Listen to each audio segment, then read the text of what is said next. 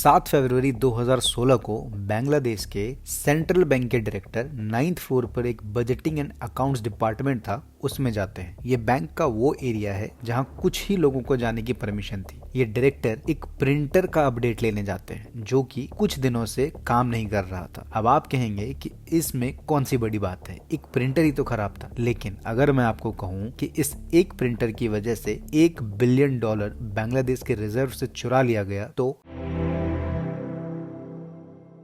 इस हाइस्ट की कहानी शुरू होती है चोरी वाले डेट से 9 मंथ पहले। मई 2015 में फिलीपींस में 4 बंदे आरसीबी बैंक में जाके 4 अकाउंट खुलवाते हैं। जनवरी 2016 में हाइस्ट के 1 महीने पहले बांग्लादेश सेंट्रल बैंक के एक एम्प्लॉय अपना ईमेल चेक कर रहे होते हैं, जिनको इस बात का कोई अंदाजा नहीं होता है कि उन्होंने गलती से एक इन्फेक्टेड लिंक पर क्लिक कर दिया है, जिसकी वजह से बैंक के कंप्यूटर में मिसलिनियस प्रोग्राम इंस्टॉल हो रहे थे, जिसकी वजह से हैकर्स को बांग्लादेश के इनर नेटवर्क का एक्सेस मिल चुका था। अब वो बैंक के फंक्शन को रीड कर सकते थे, बैंक के प्रोसेस को ट्रैक कर सकते थे, यहाँ तक कि उन पर स्पाई भी कर सकते थे। हैकर्स पूरे 1 मंथ तक उन पर स्पाई करते हैं, उनको ट्रैक करते हैं, और 1 मंथ बाद जब बैंक थर्सडे को वीकेंड पे बंद होने जा रहा होता है, जिनको नहीं पता है उनको बता दूं कि ज्यादातर मुस्लिम कंट्रीज में ऑफ फ्राइडे और सैटरडे को होता है, ना कि सैटरडे और संडे को। तो जब थर्सडे को बैंक बंद हो रहा होता है, हैकर सिस्टम में एक बार फिर से लॉगिन करते हैं, लेकिन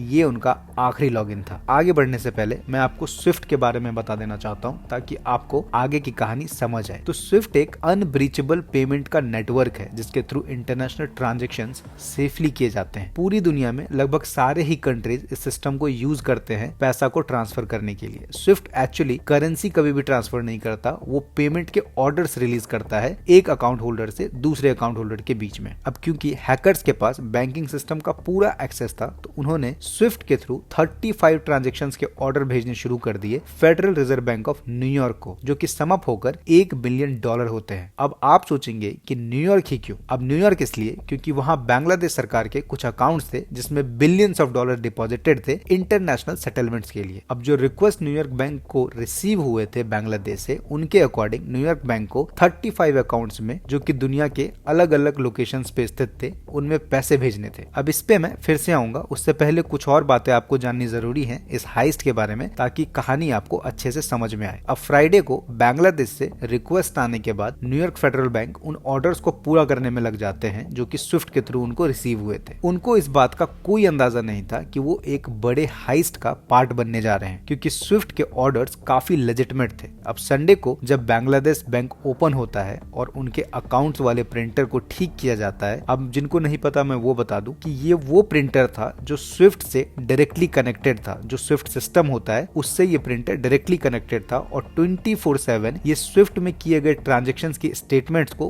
प्रिंट करता रहता था। और तब तक श्रीलंका के पैन एशियन बैंक में $20 मिलियन क्रेडिट भी हो चुके थे एक ऐसी कंपनी में जिसका नाम सलीका फाउंडेशन था। ये उन 35 ट्रांजैक्शंस में से एक ट्रांजैक्शन था जो न्यूयॉर्क में किए गए थे। अब बैक टू बांग्लादेश। अब वहां बांग्लादेश में जब प्रिंटर ठीक हुआ और स्टेटमेंट वापस आने शुरू हुए, तो बैंक में सबके होश उड़ गए, क्योंकि स्टेटमेंट्स के अकॉर्डिंग सेंट्रल बैंक से $1 बिलियन के अनऑथराइज्ड ट्रांजैक्शन हुए थे। बैंक अथॉरिटीज ने तुरंत फेडरल बैंक ऑफ न्यूयॉर्क को ट्रांजैक्शन स्टॉप करने के लिए रिक्वेस्ट डाली, लेकिन उस दिन न्यूयॉर्क में संडे था और बैंक में कोई नहीं था जिसको ये मैसेज मिले। लेकिन थोड़ी देर बाद उनको ये पता चलता है कि 35 ट्रांजैक्शंस में से 30 ट्रांजैक्शंस ऐसे थे जिसको न्यूयॉर्क बैंक की सिस्टम ने फ्लैग कर दिया था, जिसकी वजह से 5 ही ट्रांजैक्शन कंप्लीट हुए थे। ये फ्लैग ऑटो जनरेटेड था क्योंकि इन ट्रांजैक्शंस में एक ऐसी कंपनी का नाम शामिल था जो कि यूएस गवर्नमेंट की सैंक्शंस के अंदर आता था। ये बात हैकर्स के लिए बहुत बड़ी बैड न्यूज थी कि अराउंड $870 मिलियन न्यूयॉर्क बैंक के सिस्टम में अटक चुके थे। तब तक न्यूयॉर्क के बैंक को बांग्लादेश का मैसेज रिसीव हो चुका था और न्यूयॉर्क के बैंक ने बाकी 30 ट्रांजैक्शन को कैंसिल कर दिया। अब 35 में से 30 ट्रांजैक्शन, जिसमें अराउंड $870 मिलियन थे, वो उन्होंने रोक लिए थे, लेकिन 5 ट्रांजैक्शन जो कि $101 मिलियन के थे वो जा चुके थे। 5 ट्रांजैक्शन में से एक ट्रांजैक्शन जो था वो श्रीलंका के पैन एशियन बैंक में रिसीव हुआ था, उस पे वहां के एक एम्प्लॉय को थोड़ा सा शक हुआ, क्योंकि वो जिस अकाउंट में वो पैसा आया था वो एक बहुत ही छोटी सी फाउंडेशन थी। इसलिए उस एम्प्लॉय ने उस पैसे को वापस डच बैंक में वेरिफिकेशन के लिए भेजा, और जब फ्रैंकफर्ट जर्मनी ने इसको रिव्यू किया तो न्यूयॉर्क की तरह ही इस पे भी रेड फ्लैग रेज हुआ। डच बैंक ने वो पैसा वापस से अपने रूट बैंक, जो कि न्यूयॉर्क की फेडरल बैंक थी, उसको वापस भेज दिया, जिसकी वजह से बांग्लादेश सेंट्रल बैंक के $20 मिलियन और बच गए। अब बाकी के जो 4 ट्रांजैक्शन थे वो ना तो किसी अलग कंट्री में और ना ही किसी अलग बैंक में भेजा गया था, बल्कि ये उन 4 अकाउंट्स में भेजे गए थे जो आरसीबीसी बैंक फिलीपींस में खोले गए थे